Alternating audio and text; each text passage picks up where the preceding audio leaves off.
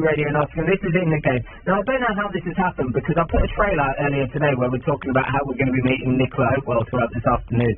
And then in that little intro, I decided to say Emma Dolan, which was, of course, right. Nicola, you beat Emma. Let's just get that right, yeah?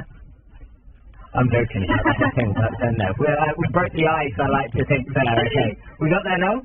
Yeah. Yeah, okay, fine. Now, you brought with you Darren and Cole. Cole, you set this up. So, Cole, I think you're to blame for this, what happened with the name. I'm not sure that's right, Aaron, to be honest with you. I'm not sure about that. No, but obviously I've followed Nicola since she turned pro, really. I really just a bit of a call for action of Nottingham to get behind Nicola. You know, great fighter, Commonwealth champion. Call to arms, really. We're a great fighting city, and you know it's time for Nicola to shine now. So Nicola, your last big fight was at the back end of last year. Yeah. So what have you been up to since then? So I did fight Emma Dolan at the end of last year, and that was the Superfly Commonwealth title, where Emma did win. She did defend the title, and she did win that fight. And then in February, I had a little bit of a run-out fight. I did a 6th rounder in Bradford. I did win that one, and then just on Saturday I boxed a girl called Gemma Rueg for the flyweight Commonwealth title, so I dropped down a weight category. And I walked out with the title. You got your belt in front of you, which is nice because I've always asked what boxers do with the belts. Echo's been on the show a few times, and he said they're just locked in the safe. You, on the other hand, you get to carry yours about. Yeah, for the last few days I have been carrying it about because people are wanting to see it, and I'm really proud of it as well. So I've taken it to a kids' football club. I've took it to work. I took it out family. So yeah, it's been a few places these last few days. I like it. It's shiny. The only thing I've been close to a belt like that is when I was a kid. I had a WWF belt. What about the house thinking I was a wrestling champion? Always there. Darren, Darren, what's your role been in all of this? I'm Nick's trainer. I've been with her since she turned pro. Took a little bit of a step back after I think it was your second fight, weren't it? Just had some personal commitments. But then I just stepped back in, and the guy who was training her, Gil, he had commitments, so I just thought, you know what, I can't let her go to somewhere else. I thought she's a bit used to me, so I just said to her, listen, I'll train you full time. What's it like being a trainer full time? I'd like to be a trainer full time for myself, but obviously I have to hold down a job as well, so my days are pretty full. But I love it. It's in the blood, as they say. It's second nature to me. So what's it like? What's he like as a trainer? He's like a big brother, to be honest. When he said he was going to train me full time, I was really happy about it. There's no one, we gelled. He knows what he's talking about as well. His boxing IQ was up there. He studies all the fights, and we know what we're doing before going to that fight. He trains me for certain opponents to really. So the game plan that we come up with for this fight worked every single round. What was it like dropping down a weight? That's often one of the hardest things boxers can do, right? Changing weight. Yeah, I think a few of my fights before the Emma Dolan fight, they were at flyweight, and then I went up for the Emma Dolan fight because I thought I was a natural super flyweight. But from Emma Dolan fight, I did realise I weren't a super flyweight and I was a bit out my weight category. So I did make that move, dropping down to flyweight for that 6th round I had in February, and then that's when I decided, because I can make the weight pretty easy as well. To super flyweight, before I weighed in, I think I'd eaten 3 times. So I did say for this last fight, I'd just had my breakfast, and I said I feel like a proper boxer now because I'm not eating after weigh-in. Yeah. How do you find your natural weight in boxing? I find that fascinating because training's such a huge part of it, and boxers just through training burn so many calories. So trying to find that natural weight where you're most comfortable. I don't know, as a trainer, Darren, how do you find that? Luckily, I don't really get involved in that because luckily Nick's partner, or fiance, is also a nutritionist. Oh, that helps. She's a competing bodybuilder, so she's very good with weight. Although when Nick fought at super flyweight, I did voice a lot of concerns after the Ivanka Ivanova fight. I said, listen, I think flyweight's your division. But the fight with Nolan was a great opportunity, and the stock rose in that anyway.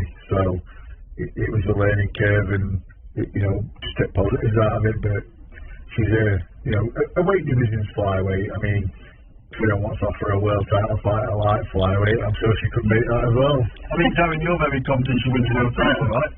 Massively. We've not seen best of her. Even last Saturday, there's plenty more to come. She's not the finished article. In fact, up way over here, I was discussing what we're going to work on. I'm very excited. Very excited. What needs to happen to get that world title? So what journey do you need to go on? I think it's just waiting for opportunity, isn't it, really? Just waiting for the phone to ring and see who needs an opponent, I guess. Is that one of the hardest things in boxing, just getting those fights? We often hear about the politics involved in boxing, but that's what it is, isn't it, to get these fights? Yeah, it's just waiting for the phone to ring. She nearly got a really big life-changing fight as well when we were about a month or two ago. She was contacted. The manager was contacted about stepping up to bantamweight to fight Dina Forceland, who is WBC, WBO, and Ring Magazine bantamweight champion at World, and her opponent had pulled out. So got a call. Nick went, I'll book 2 weeks. I'll book 2 weeks for the Denmark and fight an absolute monster. And she was just like, yeah. And obviously I looked at it as a trainer. I had some concerns because of size, but then I looked at Dina Coulson's style, and I thought she could be outboxed. So Nick wanted to take it, so I followed her into battle. Obviously, tell her my little concerns and what I wanted to see from her. And she went, happy with that. So what happened? Why didn't it happen? Well, everything was fine. WBC approved it. The WBO, the Ring Magazine belt organisation approved it. And the British Boxing Board of Control wanted a check weigh-in because it was like late-ish notice, about 3-4 days, I think. Yeah, I think I found out the Wednesday evening. So Boxing Board then didn't get involved till Thursday morning, but we need the weight check on Wednesday. So that's why it didn't go ahead. I was just a few hours too late. All you needed to do really to make bantam were have some chicken and rice or something. I like the way you mentioned the brand then, True BBC style. That's crazy though, and that's it, isn't it? It's these moments that come in boxing, and it's just making sure you're ready to take the opportunity, and anything can happen. But we've seen that we're not fighters. We were speaking off air beforehand, but Lee Wood fighting for years and years and years at the likes of Harvey Haddon Stadium, then getting himself to York Hall, and then going, what's next? And we all want that City Ground fight, but it doesn't look like it's going to happen. But I think we all know it's not probably. Anyway. Yeah, thank you. But it's getting that opportunity, and once you get there, my goodness, you've got to take it, haven't you? So is that what goes through your head, like on a daily basis of training, going like, I'm training, and sometimes it can feel quite long and hard and frustrating, but you know that time will come, and you just got to be ready for it. Yeah, I feel like you just got to be ready for it. Like when I'm in camp, we always step it up anyway, but I always like to keep that little bit of a base fitness and working on stuff and keeping with sparring, because you never know when phone's going to ring. Like I weren't in a camp when that phone went, but obviously I put my trust into Daz that if I did go out there, we knew what we were doing, and if I did get, because she was so like a bit bigger than me, if I did get in trouble, just pull me out and stuff. But positive I did take from that fight is that the sanctioning bodies, they actually sanction the fight, so hopefully if that opportunity comes at my own weight category, they'll sanction it again, because they sanctioned it for 2 weights above. Yeah. I was going to say, you can't really get out of shape if your partner's a nutritionist. No, you can't really. Should we have a cheat meal today? No, not happening. So do you work full time as well? Yeah. How do you balance all of this? When I was looking for a new job, because I got made redundant in September, so then when I was looking for a new job, I did actually look for one not too far away from the gym. So it's quite handy. It's only 3 miles away, so I just pack up in the morning with everything. So go to work and then gym at my own. Does that mean you got one of those bags just for the food as well? Yeah, yeah. literally, yeah. So what was in your food pack up today? Today, like, bit of everything is today, but when I was in camp, it'd have my porridge in it, it'd have my chicken, my vegetables in it, then it'd have the pre-workout snacks, like a bagel and stuff. So that's right. That sounds quite nice, to be fair. Yeah, I like it. What do you have in your bagels? Jam. Yeah. Oh, I wouldn't have that on my bagels. There's something more. So, from where we are right now, you said like last week or a couple of weeks ago, we were so close to that fight happening. Yeah. What happens now? Do you just sit, train and wait, or do you guys have to sit there on a daily basis, kind of hammering the phone, going, come on? Nash is Commonwealth champion.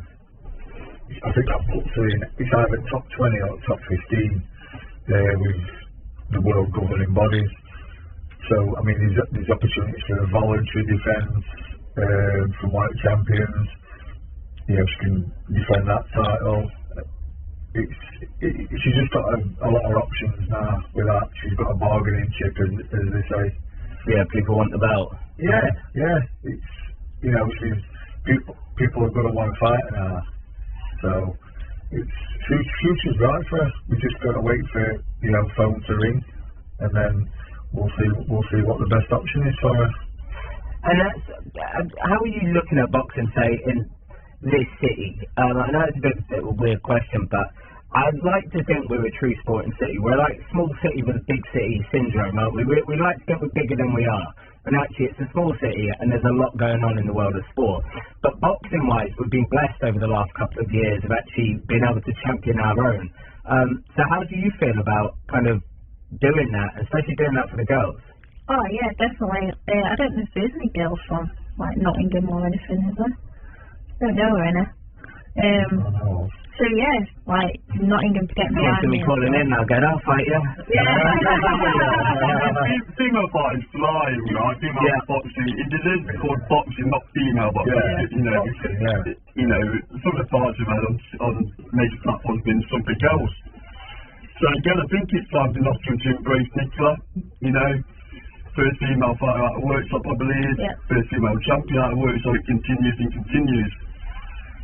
Coming on to the major fights, it helps with big platforms, big exposure. So the more Nottingham, like I said, can embrace Nicola, the better opportunity for all to get in them big fights, right? Yeah, massively. Yeah, definitely. So what do you need to do to get that? We need BBC Radio Nottingham just to continue to plug Nicola, and maybe come to ringside. You're a big boxing fan, like you said. Maybe do a bit of commentary from ringside and defence, things like that. You tell me one, you know. Yeah, I like that. I'll be in the ring holding up those cards. You know, I can be the Michael Buffer. Yeah, I can see that. Yeah. Do you want to give it a quick rendition now, or let's get ready to rumble? If you pay me what Michael Buffer gets paid, I'm more than happy to do that. Jeez, that guy has made a killing over his life. If you pay me what they pay Michael Buffer, I'll play it in French.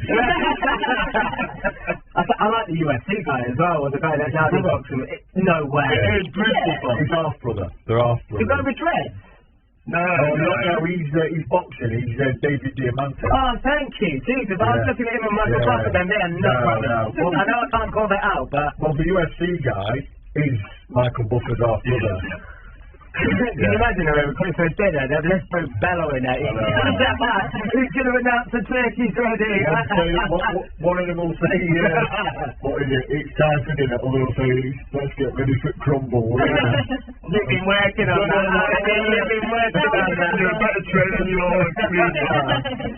So, Nicola, on a daily bit where you're not in camp, just give us an idea, because I know people are always fascinated by boxers. I always am when I get to the gym and I see Echo do that half an hour in the sauna, get out and then get back in. And it's like, what are you doing? Like, it's all sorts. So, just your average day when you're at camp, like tomorrow, what will you be doing? You're going to say it's rest day, aren't you? Oh, I'll just do it to work now, because this week, because I only box on Saturday, this week is like a rest week, and that's give you a few days off. Yeah, but a standard day when I'm not in camp, I'd be going to work and I'd be going to the gym, and then whatever Dad said, so either like a bag circuit or happy on cards or sparring, whatever. But when I'm in camp, I'll be doing that. Then I'll be going back, having some food, and then a bit later on, probably 8 o'clock. Then that's when I'll be doing my run. So I'll be doing a steady run because we're working in Sheffield, and that we thought doing my runs that bit later, it works. So I'm not getting up at silly o'clock in the morning, but also it works for the fight time as well because I don't fight till 8, 9 o'clock at night. So we swapped that round to this camp as well, and I feel like that works a little bit better as well. On the fight time, in your last fight, so October, right? It was. You were supposed to be the chief supporting fighter. Yeah. Then you ended up being the main event. Yeah. How does that affect you? Because you're ready and preparing. You just mentioned there about the times, and then all of a sudden that changes. That's going to be huge. Yeah, like I'd prepared myself to be co-main event, and then I think it was the night before or the morning of the fight, I got a message saying, "Oh, night main event." So I felt like massive pressure on my shoulders, so I weren't prepared for it. I think going into this last fight, I learned from that. And I didn't feel hardly any pressure at all. And I think I was more mentally prepared for it. Just because of the Emma Dolan fight where I fought her, being moved up to the main event and not, and just feeling all them emotions. But with this one, because I experienced it, I was able to control it a little bit more than. A lot better. It's crazy, isn't it? And it's going back to that, taking your moment and just being ready for those moments again. I mean, I remember from Echo where it must have been about 4 or 5 weeks out, whatever, where it's like, oh, you're on the undercard of the Tyson Fury fight. What? Okay, but it's incredible how quickly things can move. A bit like Lee Wood with Reece Mould fight and Zucam fight in matching back garden. He took his chance, right? Yeah. He had the opportunity to take his chance. That's all we're asking for Nicola. Yeah, to get them opportunities, you have to grab it with both hands. What's your ring walk music? I have Katy Perry Raw. I am trying to get that changed, by the way. Yeah, I didn't want to say anything. I quite like it. Yeah. I just feel like you can get. Yeah. I am. We're straight into chorus there. Yeah, I am actually trying to coerce her into doing a bit of a mashup between Katy Perry Raw going into a bit of No Easy Way Out from Rocky 4. Oh my God, what would you have, Aaron? What would you have? No Easy Way Out. It's either that or Heart on Fire, right? Okay, one of the best montages of all time. Which one is the best montage? No, you can't choose. It's like the Rocky films, you can't choose which is the best. When you watch one, when you watch one, that's the best. No. That's the best. I think 2 is the best. 2 is the best. Rocky 1, we're just getting into it, you know. It was on a really low budget. Rocky 4 is cheesy. But then Rocky 5, right? Ridiculous, rubbish songs. Apart from when Tommy Gunn hits him outside and his trainer's going, Tommy Gunn only fights in the ring, and he doesn't like rings outside. Ding, ding. You missed the best line. You knocked him down now. Why don't you try and knock him down now? This is the time to end it, don't you guys? It's all going to be centric. I don't know. It's going to look like Rocky 3 now, running on the beach. That's a great montage as well. Just a quick one. I see your hoodie there. Carl, Last Bell Boxing. What's Last Bell Boxing? Last Bell Boxing is my YouTube channel. We go live every Thursday at 7 p.m. Easiest way to describe it is think of it as a football phone in for boxing fans. Oh, I love that. So we have boxing fans joining us from all over the world. And born in Nottingham it was. So, yeah, we're on YouTube. Check us out. Last Bell Boxing. Amazing. And Nick, if people want to keep up to date on your journey, where do they go? I've got a Facebook page, Nicola Hopewell, and I'm on Instagram and Twitter, just Nicola Hopewell, and it'll come up. The Hurricane. See, that's a good film as well, you know. And I'm thinking, I have seen it. We had this conversation last week. It's not even that, like, the potential of having Bob Dylan, the story of the Hurricane is your walk-on music as well. Mate, honestly, everybody's told me that as well. And you mentioned Ebony Bridges being a mentor and a gym mate, haven't you? Ebony Bridges is a ringmate. Yeah. Yeah, there we go. We've got it all out. Got it all out. Well, look, thank you so much for coming in. Best of luck with everything. And just promises when this next fight gets sorted, you'll come on beforehand. Yeah, definitely. And you promise that you're going to attend the fight? Yeah, 100%. I'll be there. Well, just that, thank you. Yeah.